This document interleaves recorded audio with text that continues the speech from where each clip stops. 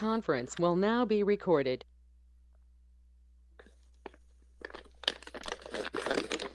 Okay, Bruce, it's all yours. Oh, hey. Okie doke. All right. Well, good morning to everybody. Thank you for joining us on the conference call. What we'll do is open up the regular meeting agenda for Tuesday, May the 12th. I call the meeting to order. Can we please have the roll call? I'm here. Okay, Clancy, you'll need to unmute yourself. Okay.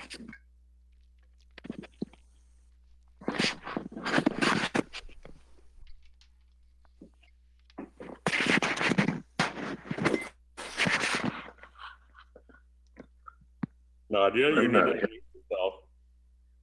I'm here, but nobody called my name. Oh wait, I was with my hand.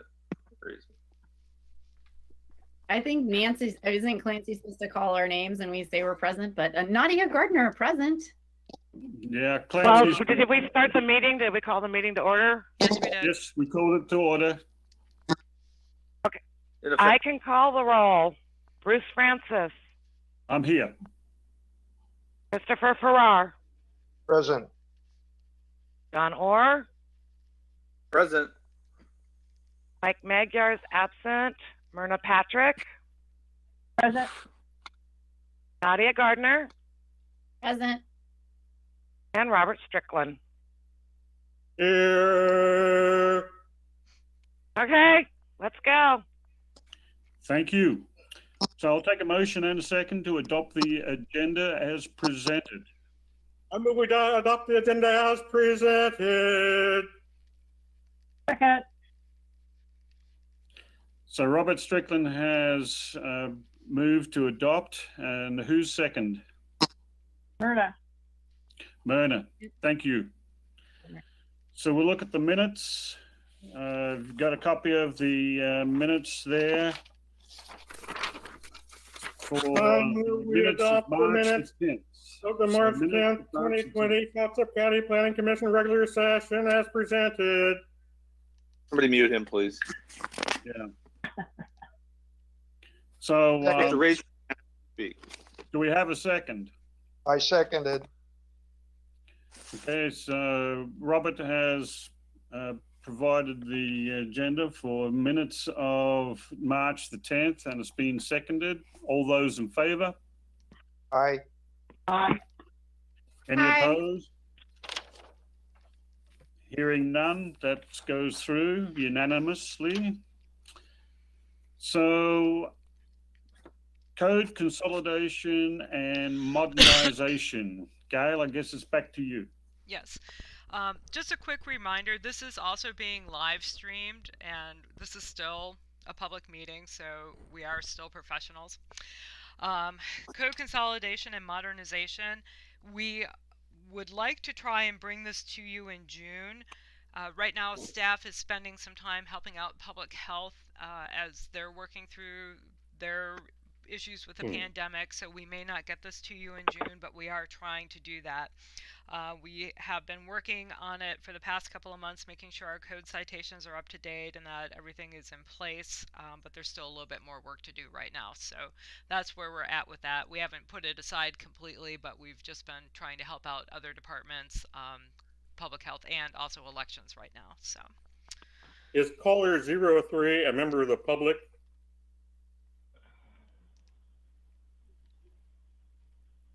There is someone in our meeting identified only as caller 03 who has a live mic.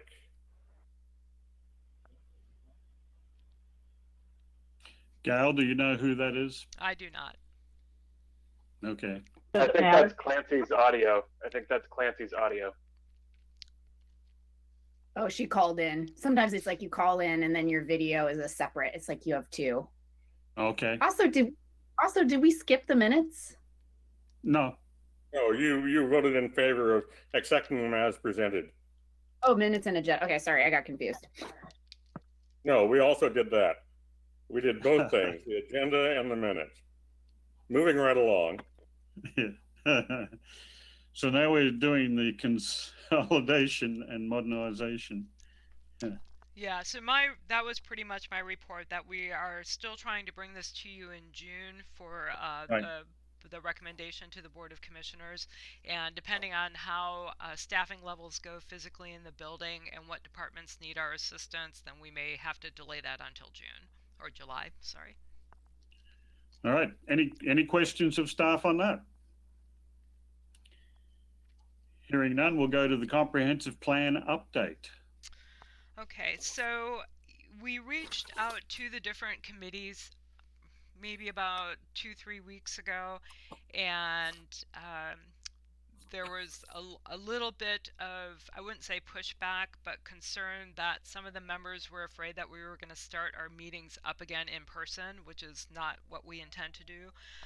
We would like to, though, at least start in June doing a checkup with each of the committees, just to check in with the members and see where everybody's at, both physically and in their emotional space as well.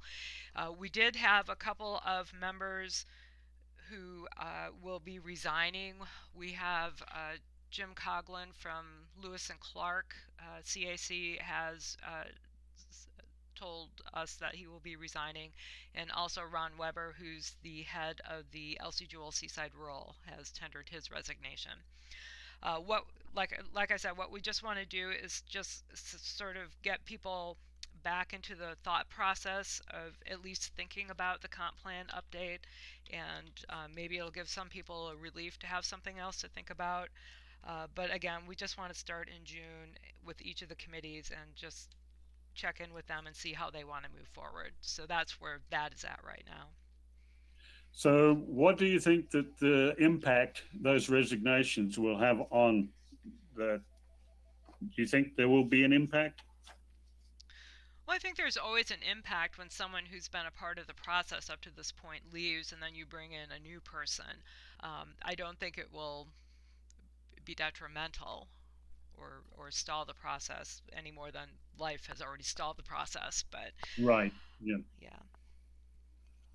Okay, that's good. Any other questions of staff? Hearing none, we'll go to the special projects update. All right, so special projects, the ELK are still continuing to move forward with Solutions Oregon.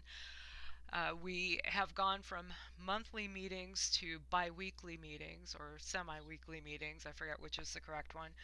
But we're meeting twice per month, and each of the committees. So the number of meetings has actually increased, but the amount of work that we productively do over the Zoom meeting has decreased proportionately.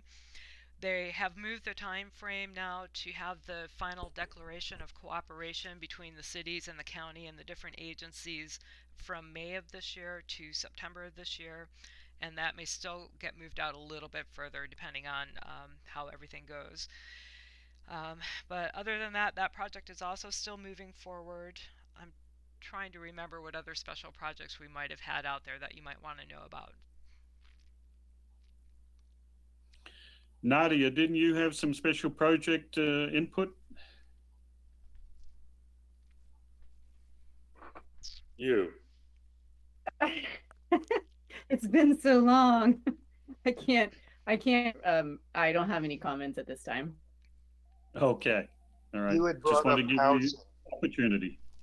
You had Well, brought up the housing I- issue. I had wanted for the planning commission at a future meeting to talk again in depth about short-term rentals as they relate to affordable housing, to bring up some recommendations forward to the county commission. I don't know if this is the right time to do that. Maybe we wait until this summer, but it would be good at some point, maybe as part of that we get an update about which municipalities have made what changes as a result of the affordable housing study. It'd be interesting to see. I've been seeing in the news that one by one cities have been making changes, and so it'd be interesting to see what kind of movement is happening on that front. Is there a committee? Is there still a standing countywide coalition as it relates to the affordable housing study, Gail? No, there's not, Nadia. That dissolved pretty much with the completion of the study in January of 2019. Yeah, it's too bad. It would be great to have like at least maybe quarterly or twice year meetings to make sure that people are following up and to understand what the consequences are as a collective. Wouldn't that be great? Rather than just shelving another plan. Yeah, I still say that the Board of Commissioners will probably want to have a much bigger discussion about short-term rentals at some point in the future, and it is still on their list of things that they were to talk about starting in June. I don't know how that will play out, but I think with everything that's gone on with the pandemic and having to shut down short-term rentals, we still get complaints about people renting them out, even though they're not supposed to. So I think there's a much bigger discussion to be had there than just the affordable housing impact, which is big by itself, but I think there's many more issues out there. So. Sure. Okay. I wonder sometimes if you open a Pandora's box to everything, it just ends up being kind of more of a monster than it, you know, if you do things incrementally focused on one particular aspect. Robert, did you have another comment? Any psychological impact from social distancing?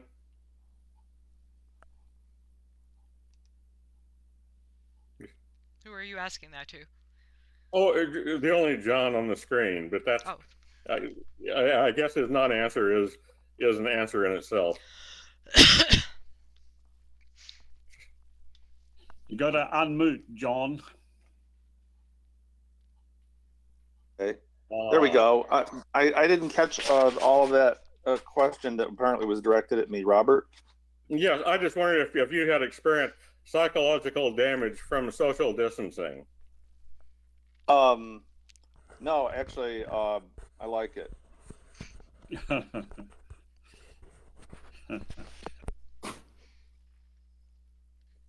Okay, so any other questions of staff on this subject? If not, let's look at the project status report.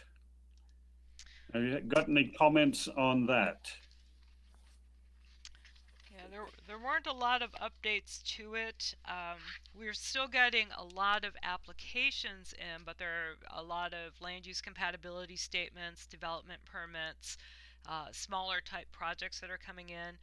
We have had contact from a group that is looking at doing a potential meteorological testing tower out on the east side of the county for a possible wind turbine project. And if they keep moving forward with that, I would expect that we might see an application from them maybe in the next month or two, just to kind of give you a heads up. Whereabouts? Nikolai Ridge. Whereabouts here? Nikolai Ridge. Thank you. But is that the timber property that's east of Astoria? Yes. Sorry. Yep. Yeah. Okay. Yeah. Oh, really? So they're moving forward that quickly? Yeah. Yes, they are. Other than that, life continues here pretty much. Just keeping everything rolling and moving forward. Building codes, just kind of as a side note, they're seeing a lot of projects come in, especially with the schools that are going to be under construction shortly. So the pandemic hasn't seemed to hit the construction industry as much as it has hit all the other industries that are in the area, just as a side note. So. I was wondering, Gail, whether we'd heard anything from McVeigh Livery. He seemed pretty gung-ho to get going. I'm surprised we haven't seen anything yet. His property is for sale right now. Yeah, that's what I thought. He's kind of done an about face, so I don't expect that we're going to see anything there. No, probably not. And right now, with everything being shut down, there's probably no need for him to move forward right away with anything, I would think. But right. Yeah, it is listed for sale on LoopNet. Yeah. Well, I think we're going to see a lot of foreclosures on properties thanks to this COVID-19. It's very disruptive to people financially. I think it's a real catastrophe. Anyway, ended project reports, status report. We got any other business to discuss? Anybody else got something they wish to say? No. I just wanted to share with folks, just it's of interest. I think that I got a notice today that the Oregon Health Authority, they have this a marine water monitoring program that goes out along our marine coasts and tests both freshwater and marine water, though only the marine water triggers closures and notification. And a lot of our communities have had issues with land-based water pollution, including Cannon Beach, especially. And they have suspended that program for the foreseeable future. So because of the pandemic. So that's some really important information that's going to be missing from us as we go into the summer season when a lot of our children are in the water. Was there an obvious linkage as to why, because of pandemic, the program has been suspended? Well, they said it was because of beach access, but I know that for programs that are like that, you can get special permits to have beach accesses in state parks and as well as in cities and counties. In fact, like you can do, there's a lot of scientific studies that the coastal community are involved in, and they're allowing them to continue those. What I think it actually is that the people who are doing the work are inland and they're not allowed to travel. So most of the state agencies in particular, but also our nonprofit partners have a ban on travel. So since all those people are based in the valley, they can't come out here for good reason. But it points to why it's important to have, when you're doing coastal work, to have coastal staff rather than have everybody based in Salem or Portland. So Nadia, how long do you think this is going to be suspended? I can expect that it would be through the end of May, but it could extend into June depending on, what happens. Okay, so it's only been suspended. It's not been abandoned. No, I think they're just, they're sitting tight until some of these restrictions are lifted. And I'm not sure, I think it'll be about up to the governor on how the state agencies, when they open up, versus individual communities. And so I think it's more about that. I can see our coastal communities already trying to open. So it's more about the state agencies and less about us, I think. But what worries me is, there's the ocean part where people are surfing, but as they say, dilution is the solution to pollution. It's not, I think, as big of a deal in the ocean if it's not, an oil spill. But a lot of our children play in the little creeks on the beach, and they don't realize how toxic that can be. We had an issue in Arch Cape actually 2 weeks ago where the fire station, all the stormwater drains on the fire station parking lot are linked to the ocean, turns out, because they were doing exercises with the foam, and they were using like a practice foam, as well as then they were cleaning out the tanks with soap and high pressure hoses. And I was down at the beach and there was like eruption of foam on the beach into the ocean. So there's things that you just don't think about. And so I ran up there and stopped them, but it was too late. The entire parking lot was full of their practice foam going into the beach and oceans. And then we go down there later and there's children playing in it. And luckily it was practice foam and not the real thing, because the real thing is extremely toxic. The practice foam is not great, but it's not neurologically dangerous. But anyway, so I it's taken us years to get to the point where we actually take it seriously, but a lot of our visitors just don't know that their kids should not be in our creeks on the beaches. Well, that's a good point to bring up. So hopefully the fire department will make note of that and not do the same thing again. It's good you brought it to their attention.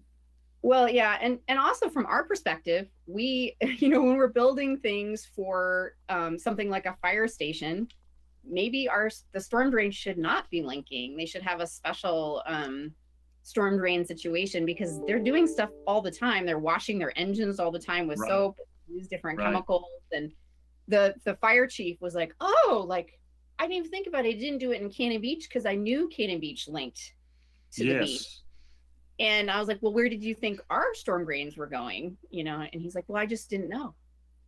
And so that's really, I mean, I don't, you know, they didn't mean to do it, but when we allow them to build a new fire station, which it's not very old, that fire station that links to creeks, which link directly to the ocean, you know, we ourselves are partially culpable. Right.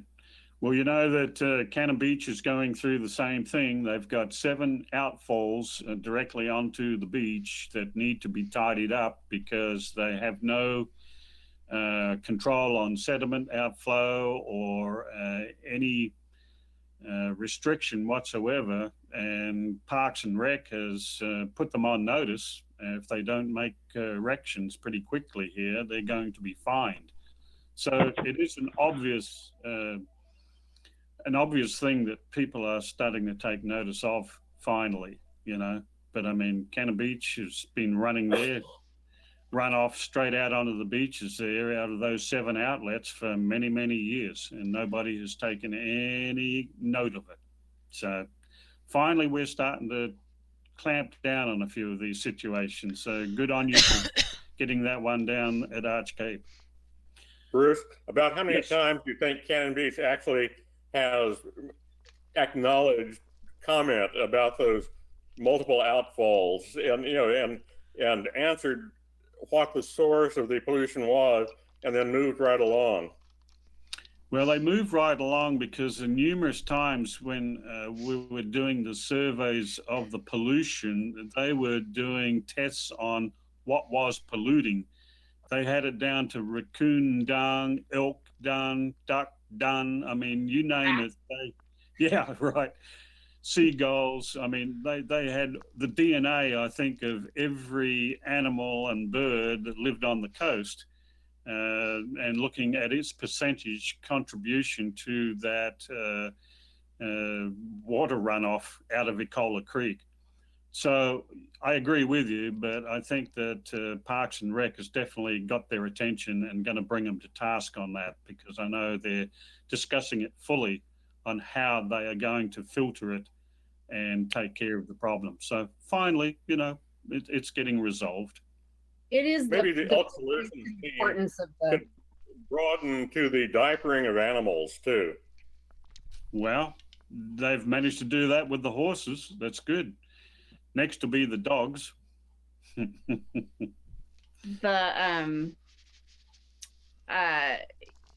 Yeah, I will say that points to the importance of monitoring. So it's been, I think, 10 years of that beach monitoring program until Cannon Beach has finally taken it seriously. And they won't acknowledge their own culpability because of legal aspects, I think. But they do recognize that wherever the source, it needs to get taken care of. And but it's really about enforcement. Like the previous staff have not taken it seriously until they finally have been threatened. So, well, I'd say we got progress then. So, does anybody else have other business issues they wish to bring up? Okay, Bruce, I have just a couple of items. One so do I, but I'll let you go first, Gail. You bring yours up, and then I've got one that I wanted to run past you. Okay, thank you. Just a reminder, the applications for the Planning Commission reappointments are due June 5th by 4 p.m. And Chris, I don't know if I got yours yet, if you're still interested, but just to let you know. And then the other thing is we just signed a memorandum of understanding with Department of Land Conservation and Development, and they're going to be conducting an audit of the county's zoning codes to see where we are out of compliance with state law regarding family child cares and child care facilities, and how we can strengthen our codes to encourage more child care facilities within the county. So that work will probably be starting in the next couple of months, and I believe it's going to last about a year, just to kind of let you know that that's in the works as well. And that's all I had. Thank you. With us being out of compliance, are we going to be fined or something else because of it? They don't know that we're out of compliance, so that's Oh, part of okay. what they're going to look at. They were looking for volunteer. They're doing 6 cities in 1 county, and so they look to us as the county that they could work with just to see. And there's no fines if we are out of compliance. It'd be just like our farm forest amendments that we did a year or so ago, where we had not updated the code for a long time. There's not a fine, and what would happen is if we are out of compliance, the state law would supersede what we have on our books. So even if we don't have it in there, it still would default to state law if anybody challenged it. All right. Then I had a question on seeing you're working with the Department of Health. When do you think the Department of Health will allow for the opening of pools and hot tubs that is underneath their jurisdiction? Well, I think part of that will probably come from the governor herself. I have not read through the reopening plan. I haven't had a chance yet. That the board just approved sending over to the state yesterday. And I don't know if there's anything in that document as well, but I have not specifically had a conversation with public health about that. But Okay. I can ask. Yeah, that's one of the things I'm interested in because I've got a lot of people beating on my office door looking to get into the pool. And of course, you know, we're closed down by Department of Health, County Department of Health. So I was just kind of curious when we would be able to open up again. All right, so does anybody have any other questions? If not, I want to thank Gail for putting this meeting together and thank you for everybody for participating. And I hope that we can get back to normalcy sooner than later. So thank you very much, Gail. Oh, you're welcome. And if everybody is in agreement, then what we can do is, even if we don't have a case, start hitting on some of those work session topics just so that we're keeping things moving forward in the county and keeping our group together and active and interacting with each other. So if you're all in agreement, I'll schedule another meeting for June. Is everybody in agreement? Yes. Yes. Yes. Okay. Well, it looks like you have unanimous decision on that, Gail. Excellent. Thank you. Thank you. We'll adjourn the meeting. Thank you for your attendance. Thanks, everybody. Stay healthy. Right. This conference is no longer being recorded.